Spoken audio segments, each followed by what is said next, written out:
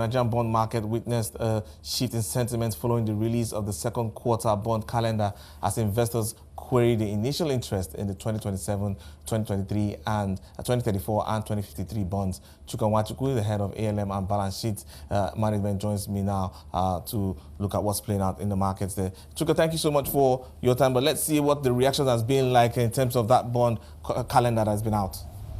Thank you, Ken. Like you rightly mentioned, the much-awaited bond calendar came out yesterday. So we saw a new introduction of 5-year bond. The April 2029 bond was reintroduced in the market. However, the 31 and the 34 were still maintained, and so the market has actually reacted to this calendar. Prior to now, we saw a bit of bullish sentiment, people looking to reinvest some of the liquidity that we saw in the market last week, especially as regard the FAC payment that came in. And so but today we only have just 2 trading days this week so far. Yesterday and today the market has actually been quiet due to the OMO auction that was offered today. Yeah, but how would you say the higher interest rate environment is impacting the market, especially for the rest of Q2 as you look down the line? Yeah, I think that what CBN has done, first of all, the NPR, the movement of NPR, has actually affected the market positively. We've seen the yield levels elevated, and so that's what obviously is a great interest to investors. And so, that has actually impacted positively, not only, encouraging these FPIs to bring in some of these much needed effects, but also, local participants. This is actually a great level to invest in fixed income market.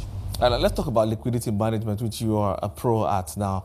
And I'm trying to imagine the philosophy of the central bank right now in terms of how they're approaching the liquidity with their interventions. Yeah, I think that what CBN has done is, try as much as they can to take out as much liquidity in the market.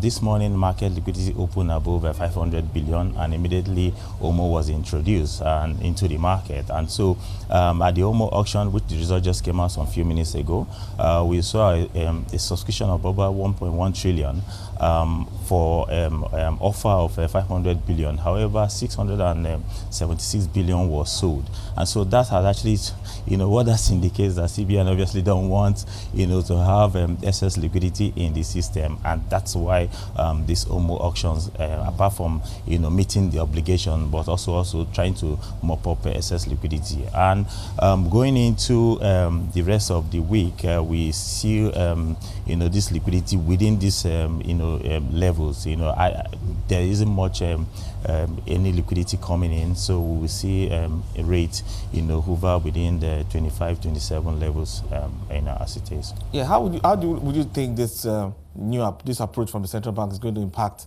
the outlook for the naira down the line? Yes, we're seeing that there's improved dollar supply at the NAFEM now, and all the antics the central bank is putting together to make things work. More or less a projection. I'd like to get your outlook for the tail end of the second quarter. So the outlook, especially as regard the naira, we continue to see, tightening. We continue to see CBN continue mop up. Now the CRR, debit has been relaxed, so it's not as rampant as it used to be. But then, CBN is still wary of inflation, and so they will continue to tighten.